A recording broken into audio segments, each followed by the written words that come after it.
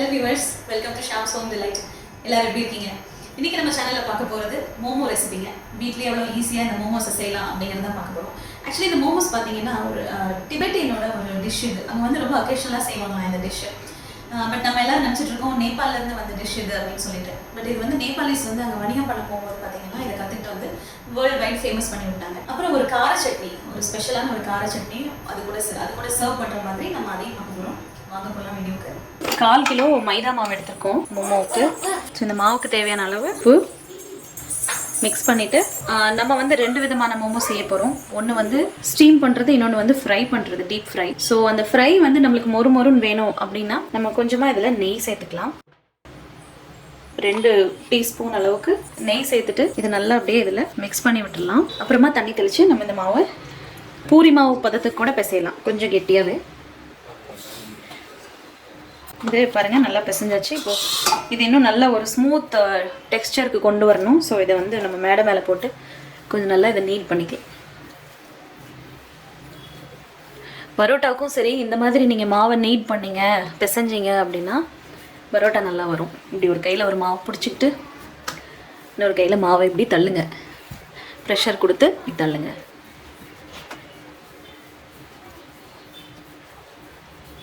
எந்த பக்கமெல்லாம் மாவு வந்து சரியாக பிசையலைன்னு நினைக்கிறீங்களோ அந்த பக்கம்லாம் திருப்பி இதே மாதிரி நல்லா பிசைஞ்சுக்கோங்க. இந்த பவுலில் வச்சுட்டு மேலே லைட்டாக இந்த நெய்யை வந்து தடவி மூடி ஒரு 10 நிமிஷத்துக்கு வைக்க போகிறேன். ஸோ அதுக்கப்புறம் பார்த்தீங்கன்னா டெக்ஸ்டர் நல்லாயிருக்கும். நெய்ன்னு இல்லை, நீங்கள் வந்து ஆயில் கூட தடவி மூடி வச்சுருங்க. அப்புறம் ஒரு 10 நிமிஷம் 15 நிமிஷம் கழிச்சு எடுத்து நம்ம இதை நல்லா பிசைஞ்சுக்கலாம். அதுக்குள்ளே நம்ம வந்து காயை வந்து ரெடி பண்ணிக்கலாம் வாங்க. இன்றைக்கி நம்ம செய்ய போகிற வெஜ் மோமோக்கு தேவையான இன்க்ரீடியன்ஸ் பார்த்தீங்கன்னா வெங்காயம், ஒரு பெரிய வெங்காயம், ஒரு 10 பல்லு பூண்டு, ஒரு 1/2 இன்ச் இஞ்சி, 150 கிராம் முட்டைக்கோஸ், ஒரு கேரட், இதான் எடுத்திருக்கோம். இப்போ இதை வந்து ஃபைன் சாப் பண்ணணும். நான் வந்து என்னோட ஃபுட் ப்ராசஸரில் போட்டு சாப் பண்ணிக்க போகிறேன். உங்ககிட்ட எந்த மாதிரி சாப்பர் இருக்கோ அப்படி போட்டு நல்லா பொடியாக இதை சாப் பண்ணிக்கோங்க.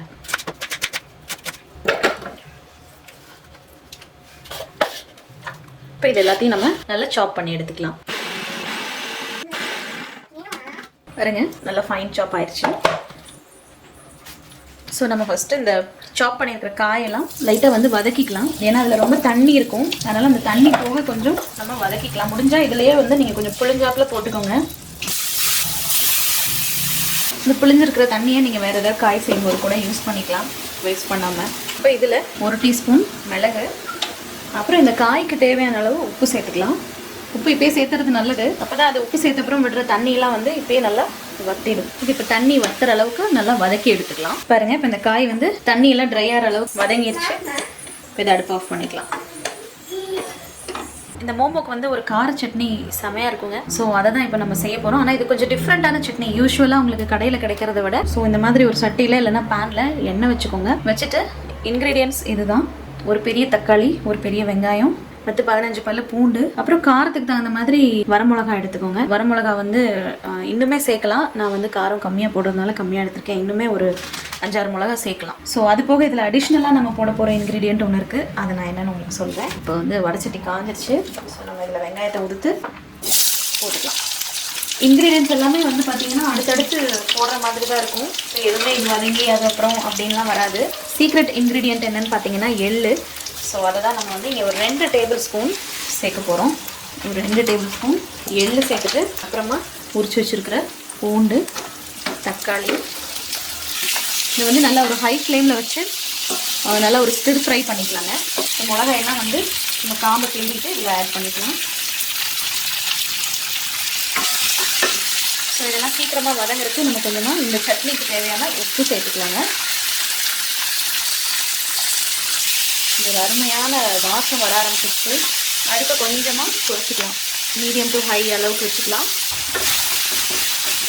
பாருங்க நல்லா வதங்கிருச்சு. சரியான பதம் பார்த்தீங்கன்னா வதங்கிருச்சு அப்படின்னு தெரியுது. இந்த தக்காளி தோலெல்லாம் உரிய ஆரம்பிச்சிருச்சு பாருங்க, சுருங்கிருச்சு.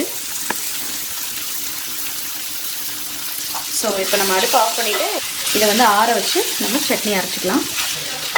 பாருங்கள் எவ்வளோ சாஃப்டாக இந்த டெக்ஸ்டர் பாருங்கள் என்ன அழகாக வந்துருச்சுன்னு. இப்போ நம்ம பிசையவே இல்லை அதுக்கப்புறம். ஸோ அந்த 1/4 மணி நேரத்தில் நல்ல மாவு நல்ல டெக்ஸ்டருக்கு வந்துருச்சு. ஸோ இப்போ வந்து நம்ம உள்ள ஃபில்லிங் வச்சு மோமோஸ் ரெடி பண்ணிக்கலாம். எண்ணெய் இல்லாட்டி பரவாயில்லைங்க, வரமாவு போட்டு கூட நம்ம இந்த மாவை தேய்ச்சிக்கலாம். மாவு வந்து கொஞ்சம் கெட்டியாக இருக்கிற மாதிரி பாருங்க. லூஸாக இருந்துச்சுன்னா நம்மளுக்கு பூரணம் பிடிக்கிறதுக்கு வர்றது கஷ்டமாக இருக்குது. ஸோ நான் இப்போ என்ன பண்ணுறேன், பெருசாக தேய்ச்சிட்டு அதுலேருந்து நான் ரவுண்ட் ரவுண்டாக கட் பண்ணி எடுக்க போகிறேன். கொஞ்சம் ட்ரை மாவு தூவிக்கலாம்.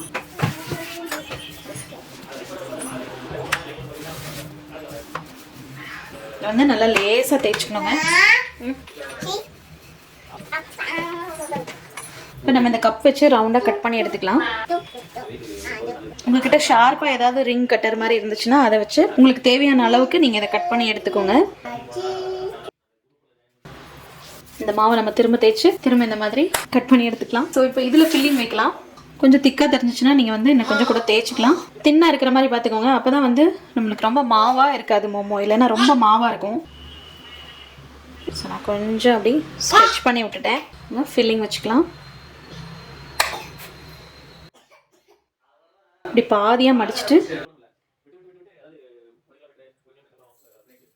இந்த மாதிரி ஒரு ஹாஃப் சர்க்கிள் பிடிச்சிட்டு அதை இன்னொரு மடக்கி எக்ஸ்ட்ரா மாவு இருந்ததுன்னா நீங்கள் கட் பண்ணி கூட எடுத்துடலாம். ரொம்ப மாவாக வேண்டாம்னு நினச்சிங்கன்னா நீங்கள் கட் பண்ணி எடுத்துடலாம். இல்லைனா பூர்ணத்தை கொஞ்சம் நிறைய வச்சுக்கலாம். இப்போ நான் இது ரெண்டையும் வந்து இப்படிங்க ஸ்டிக் பண்ணிட போகிறேன். இது ஒரு டிசைனாக அழகாக இருக்கும்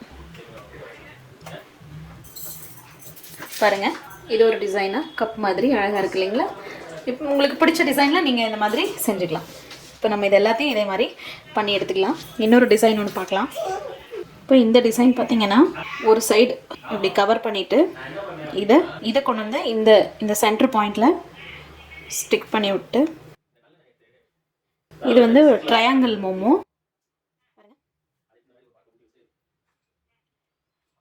நல்லா ஸ்டிக் பண்ணி விட்டுக்கோங்க. இல்லைன்னா இது அவியும் போதோ இல்லை நீங்கள் டீப் ஃப்ரை பண்ணுறீங்க, கிறிஸ்பி மோமோ செய்கிறீங்க, அந்த டைமில் வந்து பிரிஞ்சிடும். ஸோ வந்து இந்த இடத்துல நல்லா ஸ்டிக் பண்ணி விட்டுக்கோங்க. இட்லி பாத்திரத்தில் பார்த்தீங்கன்னா இப்போல்லாம் இந்த மாதிரி ஸ்டீம் பண்ணுறதுனே ஒரு பிளேட் வருது. ஸோ அதில் வச்சு ஸ்டீம் பண்ணிக்கலாம். உங்களுக்கு சப்போஸ் இந்த ஆப்ஷன் இல்லைன்னா இட்லி பாத்திரத்தில் இட்லி தட்டிலையும் வச்சு கூட நீங்கள் ஸ்டீம் பண்ணிக்கலாம். இதை வந்து ஃபஸ்ட்டு நம்ம ஆயில் ஊற்றி க்ரீஸ் பண்ணிக்கலாம். இப்போ நம்ம செஞ்சு வச்சுருக்க மோமோஸை இதில் வச்சு ஸ்டீம் பண்ணிக்கலாம். ஆக்சுவலாக ஃப்ரை பண்ணுறதுக்கு முன்னாடி ஒரு 2 மினிட்ஸ்க்கு நம்ம ஸ்டீம் பண்ணி எடுத்து கூட ஃப்ரை பண்ணலாம். அப்படி பண்ணால் என்ன ஆகும்னா டக்குன்னு எண்ணெயில் போட்டு பிரியாமல் அது ஸ்டீம் ஆகி கொஞ்சம் அந்த மாவு வந்து கெட்டியாகி, அந்த மாவு கெட்டியாயிடுச்சுன்னா அடுத்து உங்களுக்கு எண்ணெயில் போடும்போது கொஞ்சம் ஈஸியாக இருக்கும், பிரிஞ்சு வராமல் இருக்கும்.